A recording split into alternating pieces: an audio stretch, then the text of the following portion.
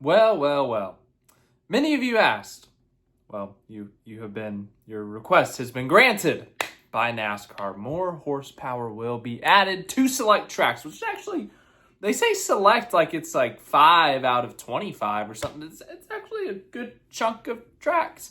Every single racetrack, at least on the oval side of things, under 1.5 miles will have horsepower added. We will go from 670 horsepower to 750. This also applies to every single track with a right-handed turn. So every road course next year, which is 5 of them, will have more horsepower. This has been a heavy discussion point in the NASCAR world, among other things. There's a long list. But we got one of them somewhat situated right now. Fans, even people within the industry have been saying, hey, it would be nice if the Cup car had more horsepower. We've been sitting at 670. The racing at tracks under 1.5 miles, or really under a mile, have not been doing great. Martinsville has been hit or miss. Bristol has been hit or miss. Unless there's massive tire fall off, tracks like that, it has not been pretty in terms of the racing product. Well, NASCAR has listened, and they have decided to add some horsepower. Now, obviously, there are some costs that come with this. Steve O'Donnell went on the Dale Jr. download and explained some of the reasoning, explained some of the decision-making in terms of why they added the horsepower they did. He referenced that NASCAR was listening to the fans. The fans have been asking for more horsepower, so he stepped back. NASCAR, I should say, stepped back and said, you know what? They want it. Let's give it to them. Let's make this thing happen. Lots of people, as I said, within the industry, team owners, drivers, manufacturers have been open to more horsepower. According to Bob Pockers, the change will be done by changing the tapered spacer to one with bigger holes, which allows more airflow. I could try to explain that in more detail, but I'm going to be honest with you. I'm not smart, so I can't. Anywho, back to the bigger topic. NASCAR, listening to the fans, more horsepower added. What does this mean? So, in terms of the tracks they're adding horsepower to, Martinsville, Bristol, New Hampshire, Gateway, Dover, etc., I think it's great. It's going to add more power to the cars, which is going to make it more difficult to drive for these drivers. It could help with the tire wear. You know, as I said, Goodyear's made all these softer tires at all these tracks. Well, you add more power in some of the tracks where they haven't been able to be as aggressive with the tire. It's going to help wear those tires out even more and make a better racing product. So from that aspect, it's great. I think a few people are going to question, like, why didn't we do this across the board? I think the fact of the matter, obviously the super speedways. We're not going to add horsepower to the super speedways. That's too dangerous. It's too risky. Cars flying, again, is not what NASCAR wants to see. But in terms of the 1.5 miles, once again, I think some people might question it, but honestly, I'm fine with them not touching the cars on the 1.5 miles because the racing is still pretty good there. Every once in a while, we get a stinker like Kyle Larson at Kansas in the spring. He stunk up the show in terms of the win, but we saw Josh Berry in that race go from last to like 6th. We saw people carve up and through the field. Like, we still see some pretty darn good racing, even in some of the stinkers. And as I said, not every race is going to be great. But on the intermediate tracks, those 1.5 to 2 mile, even the other tracks in that kind of vicinity, Kansas a few weeks ago was fantastic. That great finish, great racing for the win in that race. The Coca-Cola 600 this year was fantastic. The battles between Denny Hamlin and William Byron, Ross Chastain charging from dead last in the field in a backup car to win that race in the closing laps. Michigan this year was a fantastic race. So honestly, me personally, I'm kind of fine that they didn't touch the intermediate package because everything's been great there. And obviously the short tracks have, for the most part, sucked in the next-gen car. And the road courses have been extremely hit or miss. Like, look at COTA this year. COTA, fantastic race, tire fall off, 4 cars within a couple of seconds fighting for the win at the end, clean racing. That's what we want to see. But then we sometimes have races like Watkins Glen where everything gets spread out. It's very difficult to pass, and that race stunk. We're going to have that, sure, where every once in a while a race stinks, but with the more power, with more tire wear and stuff like that, it should make for more exciting racing. So NASCAR's finally done it. They have finally added horsepower to some of these tracks we've wanted to see. So starting in 2026, we're going to see more horsepower at the road courses at tracks like Darlington, Gateway, Bristol, Martinsville, New Hampshire, all those other tracks under 1.5 miles, which is great news if you ask me. Another interesting note that came out of this Steve O'Donnell and Dale Jr. interview thingy, a podcast thing. What are we going to call it? Interview. Jeff Gluck has a couple of notes, and these are quite interesting because it regards the playoff format. I said at the very beginning of this video, this has been one of the topics that NASCAR fans have talked about, or one of the issues, and I said amongst others, or a long list. Well, this is the biggest one on that list, in my opinion. So Steve O'Donnell's notes. First things first. Nothing will be announced before the end of the season. That's like a shock to no one because they were never going to do that. There would be no point from NASCAR's side of things to announce a new championship format in the middle of a championship fight in a different format. Because then, let's go the extreme.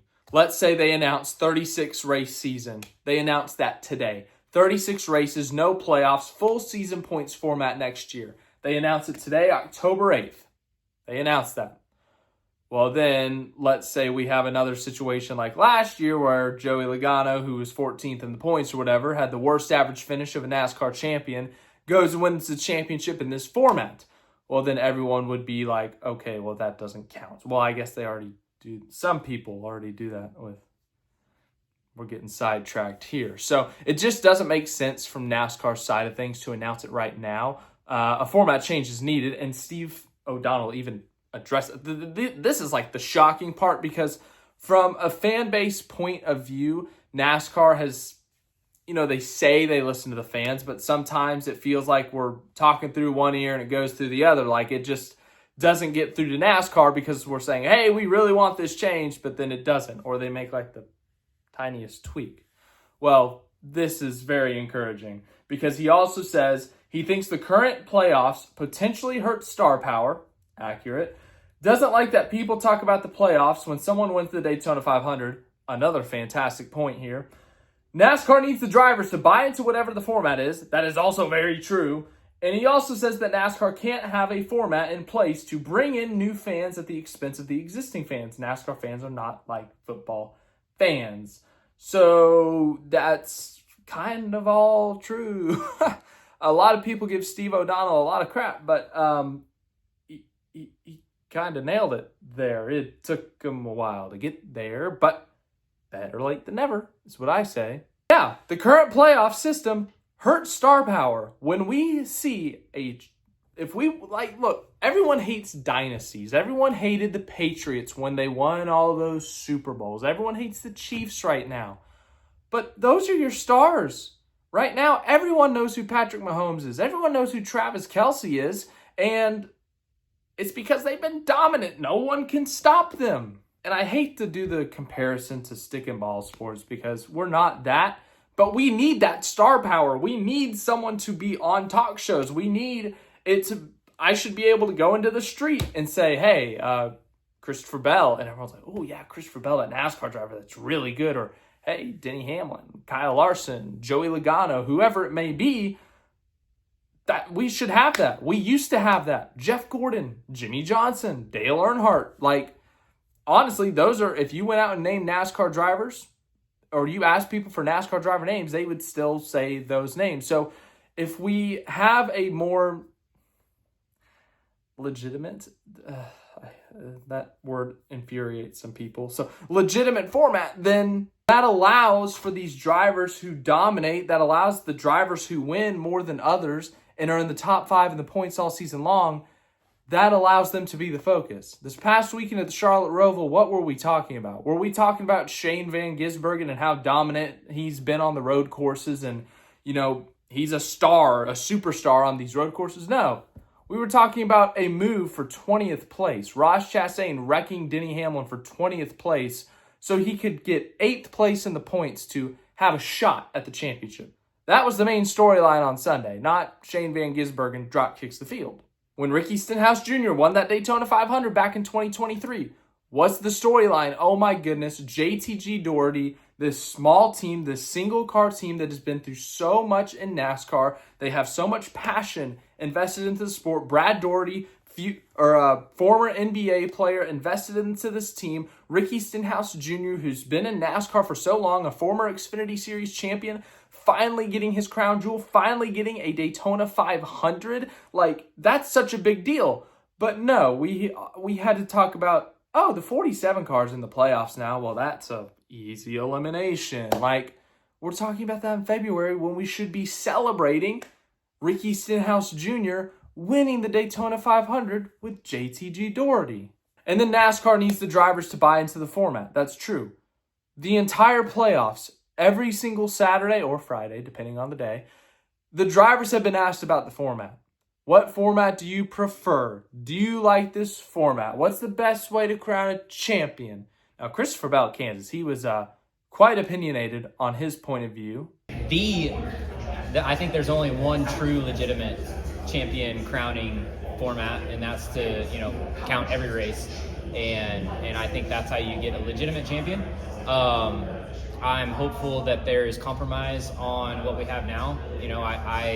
I've been very vocal about taking as many as we can get. I think that 36 races or full points for the entire year is the way to go, and I think that is the best way to go. I don't think that we're going to get there, so I'll take whatever they give us, and anything more than one is better.